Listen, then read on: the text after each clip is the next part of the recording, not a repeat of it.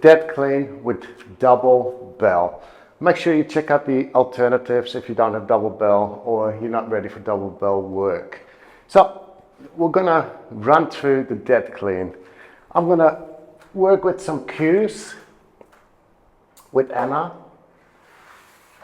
over here. And now if you can come around this way, facing the wall there, that's it. Okay, so first thing I'm gonna ask her is to step around the kettlebell.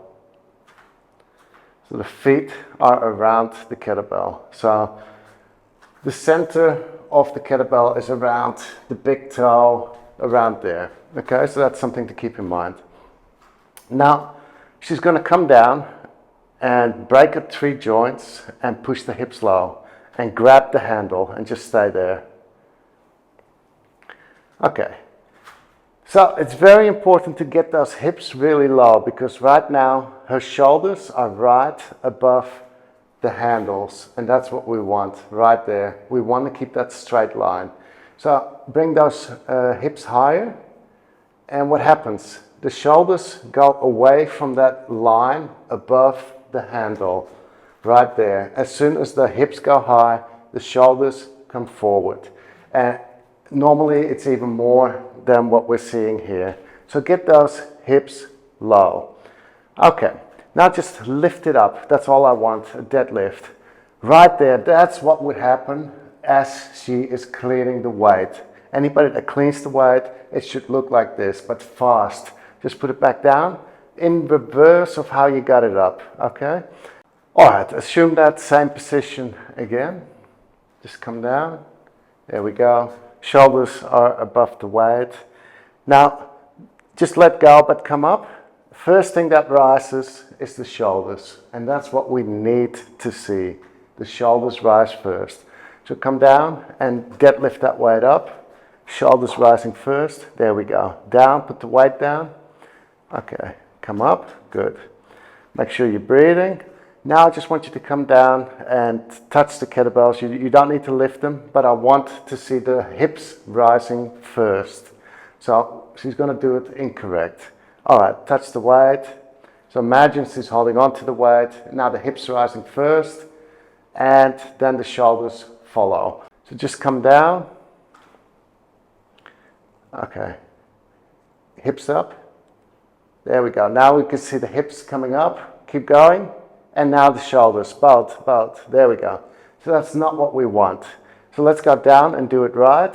Just touch the weight. That's all you need to do. And back up, shoulders rising first. There we go. Now just one more time, just to get the point across. Down. Now I'm just going to push on the shoulders and come up with the hips first. There we go. So the hips rise first, and we don't want that. We want those shoulders to pull that weight up. Okay, so that's just a couple of points that I wanted to get across. You can step back. Okay. There needs to be a lot of speed, explosive. So you want to be fast from the beginning. That is what explosive is. Fast, straight away. Okay. Really pull those shoulders up, your traps. Let them do the work, pulling that weight up. So it's your legs driving into the ground. They're pulling the weight up because your arms are straight. And your legs are just pulling your torso up. Your arms are connected to your torso.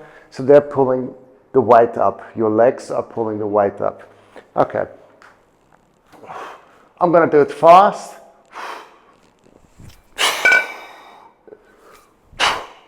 I'll just do a few times.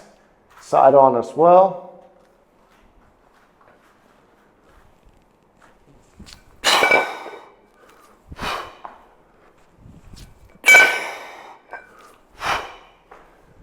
So mistake there is doing it too slow. So you go really slow and then you need to kind of curl them up with your arms. So I'll do that again.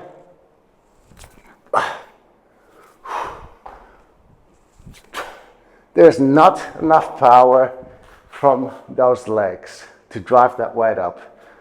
What you want is, you want to be so fast that that weight keeps going. It enters its ballistic flight. So you powered it, it goes, you can let go. That's when I scoop in the arms and catch the weight, basically. So at first, I got a hook grip right here. Looks like this. Then I pull that weight up, obviously the other way around, but I'm just showing you what that looks like. And pull it up, let go, insert, catch the weight. Okay? So that's what needs to happen. Okay, another important thing that happens is I'm punching in this side right here of the kettlebell. As I'm pulling up, I'm punching in here with the webbing between my thumb and index finger. So from here, I'm just turning it around so you can see, but it would be like this.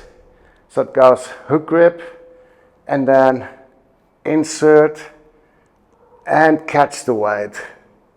So there's hardly any active elbow flexion happening. So your biceps should not be doing any pulling at all, okay? No curling. All that happens is here, elbows back, weight comes up. So the elbows need to go back because I want that weight close to me. If the weight is out here, I can keep the elbows here. But the weight is here, so I need those elbows back and then come in. So I did that excessively, but you get the point. Okay, then we get a good rack. So I'll demonstrate that. A good rack is right here. So because I punched up into that top corner, that's why the handle moved into a 45 degree. That's what you need. It's very important. Then racking safety grip right here, fingers tucked away because you're working with two bells. Okay, I'm going to move on to the next exercise, which is bent over rows. 2 bend over rows. So I'm going to drop them and go straight into the bend over row. To learn more about kettlebells, go to cavemantraining.com/shop for kettlebell courses, DVDs, books, shirts, certifications, etc., beginner to advanced. Caveman Training is the premier provider for online kettlebell education. The kettlebell, one of the most effective exercise tools.